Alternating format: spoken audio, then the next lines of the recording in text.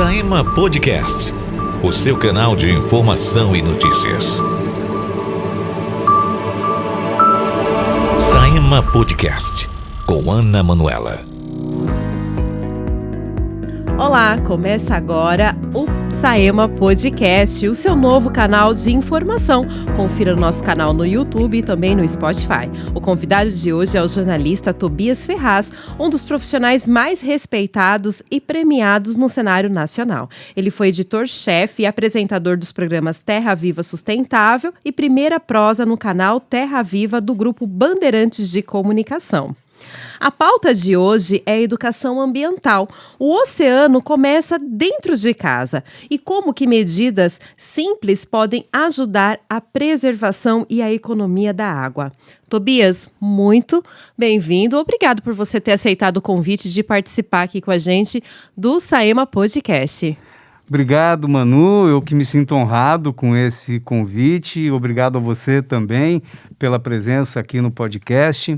Pois é, Manu, é isso aí que você falou, né? Tem uma campanha da Universidade Federal de Santa Catarina que é muito bonita, né? Onde um artista ele criou um molde e com esse molde ele faz uma pichação em torno dos bueiros da cidade, das bocas de lobo, né? Escrito "Mar começa aqui".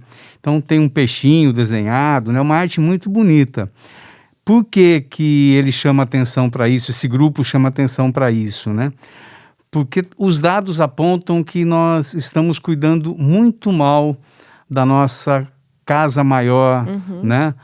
Do nosso planeta Terra, né? Da nossa mãe Terra. E a água é fundamental para a gente viver. Sim. Por que que o oceano é importante? Porque no oceano existem micro-organismos chamados plânctons e fitoplânctons que são responsáveis pela produção de oxigênio. Então tem muito desconhecimento sobre as leis da natureza, as leis naturais, né? Certo. A floresta amazônica e toda a floresta tropical ela é muito importante porque a floresta funciona como um ar-condicionado para o planeta. É a floresta que gera umidade e frescor, regula a temperatura. Sim. Então, muitas das chuvas que vêm aqui para a gente em Araras, né, vêm pelos rios aéreos, né, e de vapor de água formado na floresta amazônica. Por isso que a gente tem que cuidar de todo o nosso sistema, né? E eu trouxe alguns dados aqui para você, Manu. Por favor. Só para o nosso telespectador, o nosso ouvinte, né, saber da importância da gente conhecer os dados, né? Olha só, no ano de 2016, o mundo produziu 24 trilhões de garrafas PET. Você já parou para pensar o quanto é 24 trilhões? É muita coisa. É um número gigantesco, Sim. né? E boa parte disso vai para a rede de água, né, para os bueiros, vai para os rios, e os rios vão bater no mar, e a gente encontra remansos no mar, prainhas no mar, completamente tomadas de garrafa Sim. PET, de plástico. Então, hoje nós temos dois grandes problemas no mundo com relação à questão ambiental, que é a produção de lixo e a produção de plástico. Eu fico muito triste quando eu vou no supermercado e eu vejo bandejinha com pimentão, com abobrinha, numa bandeja de isopor e com filme plástico por cima. A natureza fez uma embalagem tão legal para o pimentão, né?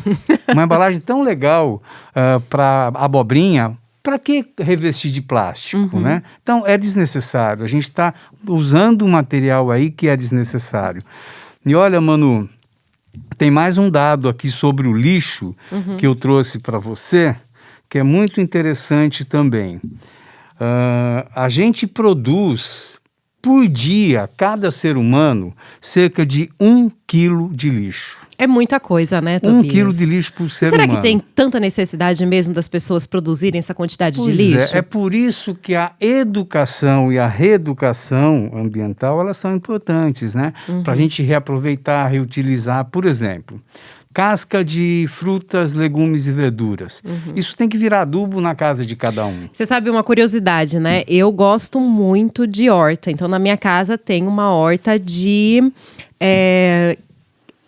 aquelas caixas de feira. caixa de feira. Eu tenho ali e todo o resto, né, de legumes que eu faço, que eu cozinho, eu vou lá e já jogo lá na hortinha para realmente diminuir essa quantidade de lixo, né? Porque realmente é uma quantidade enorme que a gente acaba consumindo, né? É verdade. Eu tinha pego aqui também, deixa eu só achar onde é que eu pus aqui. Achei aqui, ó. A gente tem, Manu, uma produção anual no mundo de 2 bilhões de toneladas de lixo. 2 bilhões com B de bola. A gente produz por ano 2 bilhões de toneladas de lixo. Então, você usando o lixo na sua horta, você está evitando que isso vá para algum lugar que não seja o adequado, né? Então, um bom caminho esse. Parabéns, Manu. Eu gosto de reutilizar, de reaproveitar. Tudo que eu consigo, eu busco, né, tomar essas medidas simples. Bom, você está acompanhando o Saema Podcast, o seu novo canal de comunicação. Acompanhe no nosso canal no YouTube e também no Spotify. O convidado de hoje é o jornalista Tobias Ferraz e nós estamos falando aqui sobre a preservação e a economia da água. Tobias, eu gostaria que você comentasse pra gente, porque assim, a questão da economia da água atualmente é um dos assuntos mais comentados, né? Então a gente comentou ali que o oceano começa dentro de casa e é uma preocupação muito crescente, né? Com o uso correto e também o uso adequado da água do nosso planeta. Dentre os motivos para isso, a economia da água, tem também a questão da preservação dos mananciais, né? Eu gostaria que você falasse para a gente o que são esses mananciais e como que a gente pode preservar. Perfeito. Manu, eu quero, para começar essa ilustração, lembrar de um grande amigo meu, o agrônomo Samuel Giordano, do Pensa, da USP, né? O professor Samuel, ele é uma pessoa muito espirituosa, muito bem-humorada, e teve um debate sobre sustentabilidade e um jovem, né, questionou sobre a água, né, no planeta, né? Que a água no planeta estava diminuindo. Sim. Aí o professor Samuel explicou o ciclo da água, que a gente chama de ciclo hidrológico, né? Então, a água evapora, forma nuvem, dessa nuvem forma chuva, e essa água volta para o solo e assim vai acontecendo, né? Eu me imaginei aqui na aula de ciências lá na escola, vendo um ciclinho, né? É isso que a gente aí. aprende. Então, e esse jovem questionou o professor sobre a redução do volume de água no planeta. Aí o professor falou, olha, a água, o volume de água no planeta, a quantidade de água no planeta é a mesma desde que o mundo é mundo.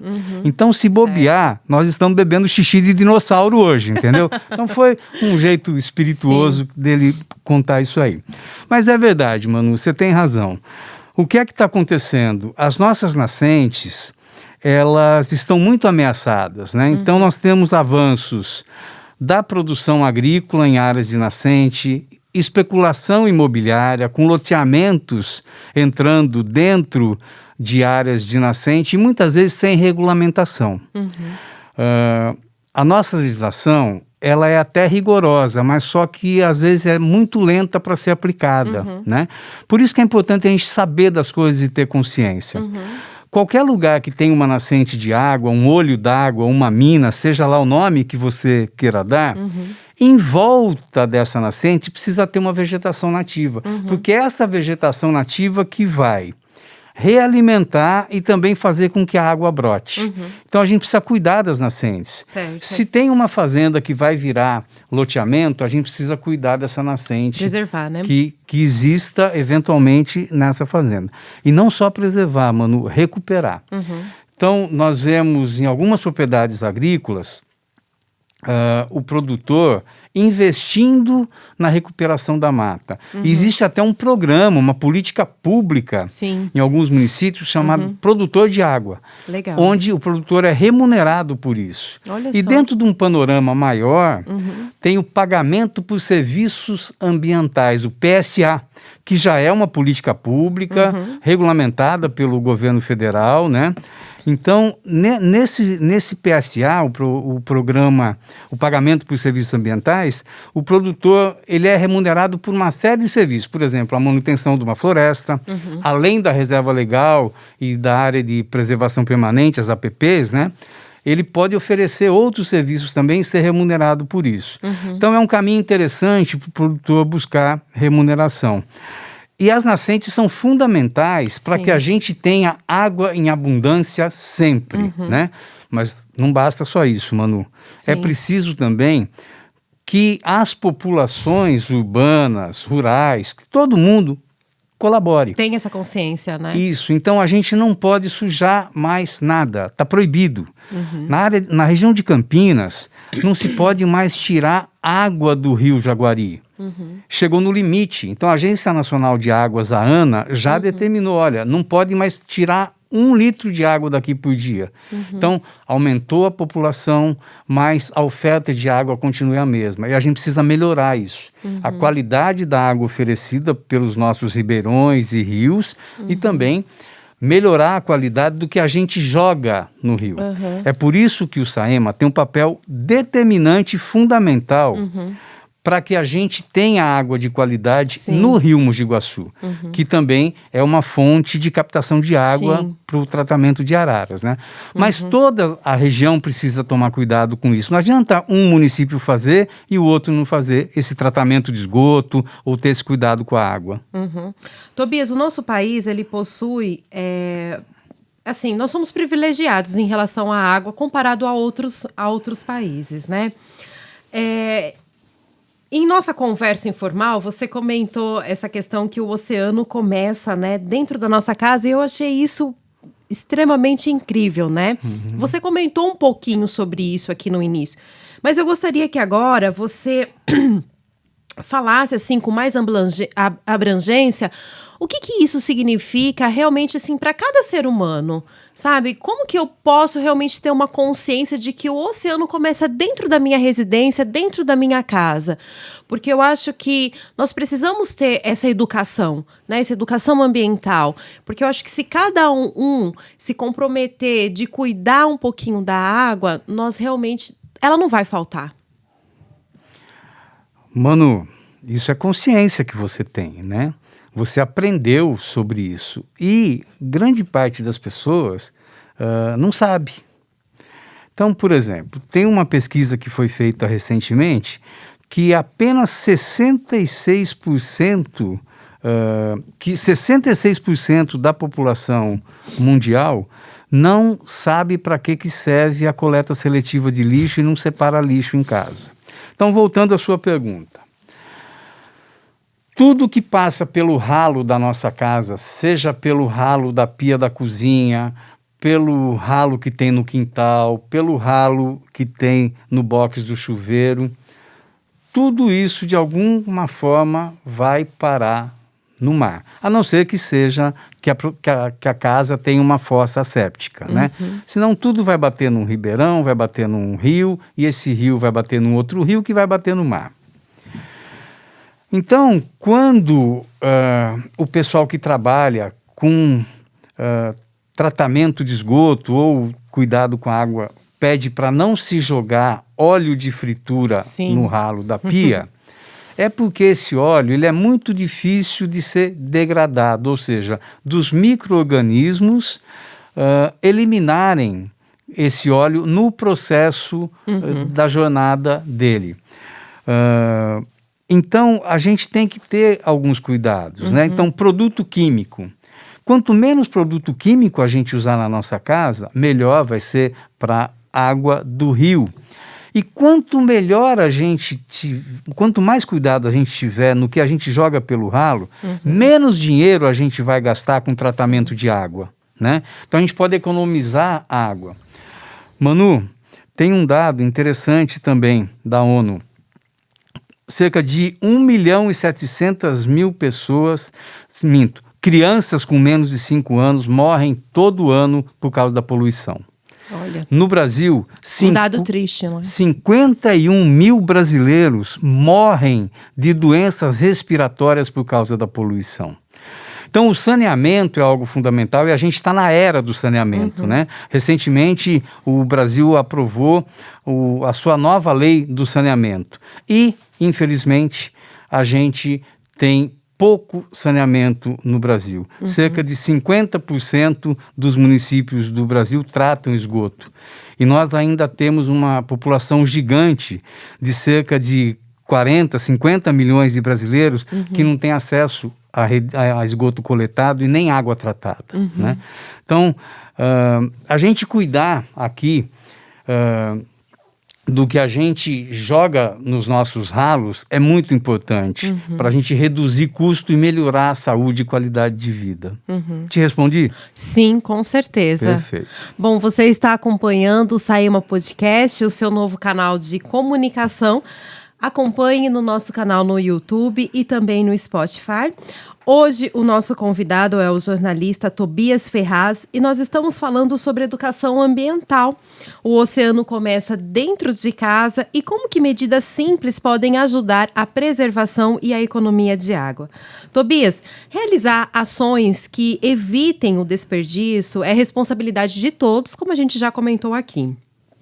É responsabilidade do governo, é responsabilidade de empresas, é responsabilidade da população. Mas como que a gente pode adotar medidas simples para gerar essa economia? Uma delas você já falou, né? Que é em questão de não comprar produtos que venham em embalagens plásticas no supermercado. Mas existem outras medidas também. Você pode apontar algumas delas? Pois não. A gente fazer reciclagem, né? Então, separar em casa o que é plástico, o que é metal, o que é papel, o que é papelão. E a sociedade conversar com o poder público, seja com a comunidade do bairro, seja com a prefeitura, para que exista a coleta seletiva. Com o desemprego, aumentou muito o número de catadores de reciclagem, né? E esses catadores, nem sempre eles são educados e treinados, capacitados para fazer esse trabalho. Então, é muito importante que as cooperativas de reciclagem trabalhem junto com o poder público. Então, a reciclagem é um caminho. Reduzir o desperdício de alimentos é muito importante. 30% de tudo que a gente produz de alimento é jogado fora, Manu. E muitas pessoas estão morrendo de fome, né? É uma coisa assim... Cerca de 800 milhões de pessoas passam fome no Brasil, no mundo hoje, né? A gente tinha que ter muita consciência, no nosso país são 33 né? milhões, 33 milhões de brasileiros com problema de fome. Eu acho que a população deveria ter mais consciência, né? Na hora de comer, né? Pensar que outras pessoas precisa desse alimento, né? Então, assim, uma coisa que meu pai sempre ensinou eu desde pequena é nunca deixar nada no prato, né? Então, assim, eu só pego realmente aquilo que eu vou comer. Tá E eu vendo? fico muito triste quando eu vou num restaurante, eu vou em algum lugar e eu vejo, assim, tantas pessoas jogando comida fora, né? Porque é realmente, assim, a pessoa... Você deu um dado aí a nível de mundo. Mas, às vezes... Desculpa. Mas, às vezes, a pessoa passando fome ali do seu ladinho e você nem sabe, né? Verdade. Então a gente tinha que realmente ter essa consciência, né? Verdade. E não só da pessoa que está passando fome, mas também a consciência com o nosso planeta, que é a nossa casa, é onde eu estou vivendo, né? Isso mesmo. Manu, olha, uma dica agora que você vai gostar. Toma um golinho de água que é bom para esse pigarrinho que te deu, viu? Tá? Pode deixar. Manu, olha só, a gente precisa economizar água também, né? A água potável é um bem finito se a gente não cuidar Sim. dela. Então, vai escovar os dentes, abre a torneira, molha a escova se tem o hábito de molhar, fecha a torneira. Vai tomar banho, se molha, fecha a torneira, se ensaboa, abre a torneira, se enxágua. Então, a gente tem que tomar banho São medidas rápido, simples, né? simples, que no conjunto faz uma enorme diferença para a sociedade como um todo. Manu, a educação ambiental, ela traz, por último, qualidade de vida e saúde para todo mundo. Então, se a gente começar a aprender que não existe jogar fora, que o planeta Terra é a nossa casa. Sim. Então, não tem como jogar fora. Para algum lugar vai aquilo que você jogou, né?